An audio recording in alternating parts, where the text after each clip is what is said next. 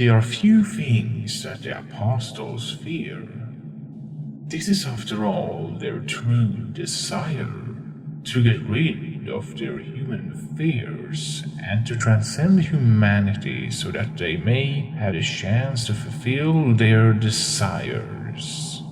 However, what these apostles fail to realize is human fears is but a petty fear in comparison to the fear of the unknown, where there are entities that is far beyond human comprehension.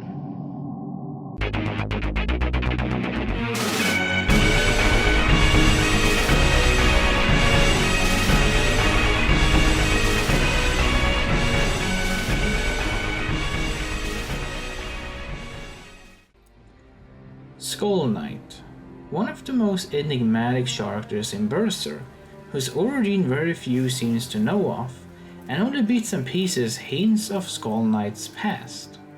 Due to this, it is impossible to give an accurate description of who Skull Knight really is, as of right now in the manga. With that said, that doesn't stop us from speculating and coming up with the most probable speculation of who Skull Knight really is. But before we can start to speculate, let's first go into what we know about Skull Knight already. The ancient Skull Knight were once upon a time a human, but it is unknown exactly who he was. But given that he was the previous owner of the Berserker armor, with the biggest hint being that the Berserker armor having its helmet being in the shape of a skull, which is important to note since once Guts took the armor on, it reshaped into his inner beast, which is a wolf. While it isn't absolutely clear whenever or not Skull Knight was the same owner of the Berserker armor who bled himself until there was no more blood, he is however the only other character we know of that used to wear the armor. And it would be expected that whoever wears the Berserker armor has to be quite a skilled warrior in order to sustain its massive odd flowing through one's body. It is then most likely at the very least that Skull Knight was some kind of warrior. It is also clear that Skull Knight is no longer a human, at least when it comes to his physical form, and there are multiple reasons as to why. The most obvious point is that he has existed for at least 1000 years. As such, during his human years he had to somehow transcend his own humanity and its limits and attained an ethereal form. Now how do we know he is an ethereal being? It's both from the observation from Puck and Guts about the first time they meet Skull Knight. Puck notes that Skull Knight's aura is similar to that of a fairy, and Guts gets a similar feeling when he's fighting Viald as he did when he encountered Skull Knight and Zod for the first time. Due to his ethereal form, he can only appear momentarily and as such usually either during full moons, when magic is amplified, or only when it's absolutely necessary to try and intervene events that is about to occur, such as the eclipse. There's also the fact that Skull Knight is capable of defying the law of gravity and able to forge the most powerful sword known so far in Berserk. He also has a long-lasting connection with the forest witch Flora, enough so to call each other friends, which is almost identical with Guts' relation with Shireke. There is also Skull Knight's relationship with Zod, in which Zod calls Skull Knight old friend. While this is most likely just Zod's own preferred word to address a fellow rival, it does show that Skull Knight and Zod has known each other for some time. Then we got the similarity with Skull Knight's and Guts' hatred towards the God Hand and them being the main foe against the God Hand and its followers. It also explains to a degree why Skull Knight takes an extra liking to Guts. However, just like with Guts, Skull Knight isn't trying to fight for mankind, but instead for his own reasons. This doesn't mean he pities humans, but rather he only values humans who has a will to survive and define their own fate, or being fearless even when risking death, such as with Luca. This is all we know about Skull Knight, and from here on out it will be all speculation about Skull Knight's past and what really Skull Knight is.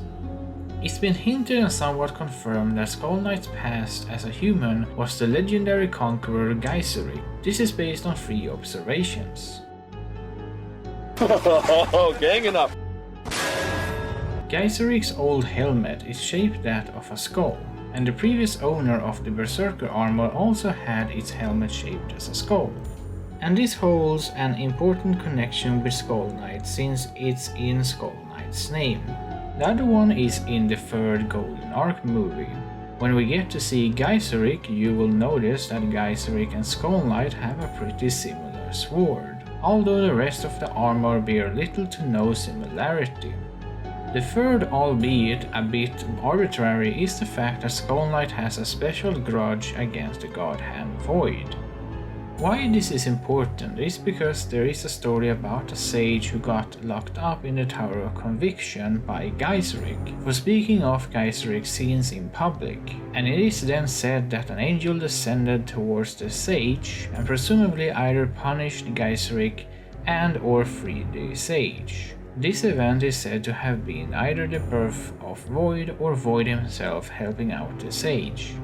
However, even with these three observations, there are two bits of information that is contradicting this fully being plausible, and the first one is the fact that during the fight in where Guts managed to obtain the Berserker armor, Zod knows to Skull Knight that Guts is taking the same path as Skull Knight took, which of course hints towards Zod knowing about Skull Knight a little bit more than just a foe. But also it contradicts the possibility of Skull Knight being Geiseric, since Zod is only 750 years old. And even if we are generous and state that he might have started fighting 750 years ago, that still wouldn't explain the 250 years difference between Geiseric having the armor and Zod being a warrior. The other contradiction has not so much to do with Geiseric himself, but the fate of Geiseric's kingdom. As the current princess of Midland explains, that the four angels descended from the heavens and caused lightnings and earthquakes to occur which put the once great nation into ruins. Here the contradiction lies with the sage and the creation of a god hand, because during that event there was only one angel, and there can only be one god hand being born every 206 years.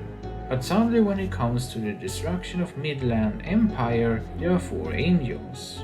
Now this last one, like with the point about Void, is also the least credible, due to the fact that it's spoken as if it's a legend or a fairy tale and can be explained away in that only one of the god hand of four appeared in front of the sage. With that said, I do believe there is a good possibility of Skull Knight being Geiseric. And while I would like to talk about the similarities between Skull Knight being Geiseric and Griffith, I feel that it's best to save that for a later video. However, beyond the Geiseric theory, I do believe there might be a possibility that perhaps Skull Knight isn't Geiseric, but either a devoted friend or follower of Geiseric who's hellbent on avenging their close friend and former emperor. Or perhaps a far more likely scenario is that Skull Knight is simply a descendant of Geiseric. Perhaps his grandson that is not tied to the same family of the current rulers of Midland, but perhaps a family gone into hiding after the ruination of the empire. Since it would make it possible to explain Skull Knight's close rivalry with Zod, and also the constant struggle to stay alive, albeit either through hunger or perhaps seeing his fellow family members being marked and fed to the apostles, and wanting revenge against the God Hand, in particular Void, for causing his grandfather's kingdom to fall and seeing your own grandfather being sacrificed to the God Hand.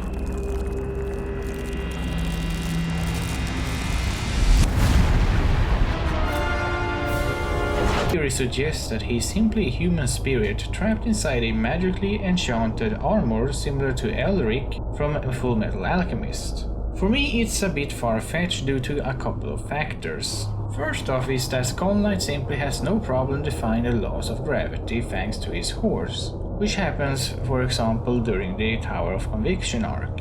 And also I haven't heard anyone try to explain how an enchanted armor can have an undead horse, or the fact that he is capable of entering and exiting the temporal junction such as the eclipse, or the fact that he is able to forge one of the most powerful swords that could potentially banish the God Hand to the abyss. With that said, what I think is far more likely is simply put that the human Skull Knight made a pact with some kind of being in either the astral or ethereal realm, where in essence the human in question either merged or became a vessel for this entity. Now what this entity might be is pure speculation. One very small possibility could be, just like with the sea god, there might have existed an ancient god or gods that got overpowered by the idea of evil's master plan to be the vortex of all human emotions. A more likely scenario would be simply that instead of merging or becoming a vessel for this unknown entity, that perhaps Skull Knight simply made a contract or pact with this entity, which could very well be the Fairy King. And thus it could explain the Knight part of Skull Knight's name, since he would simply be a servant of a greater being. A hint of whom Skull Knight really is or was will be unraveled the moment we learn more about the symbol that is inscribed on Skull Knight's shield. And although this is my personal opinion on the matter, personally I think that having Skull Knight simply being an enchanted armor takes away the whole point of Skull Knight, in that he is an enigma, an unknown entity. And due to that, I feel Skull Knight deserves a much more fleshed out mythical origin than simply a human spirit consumed or sealed within an armor. Thanks everyone for watching, see y'all later.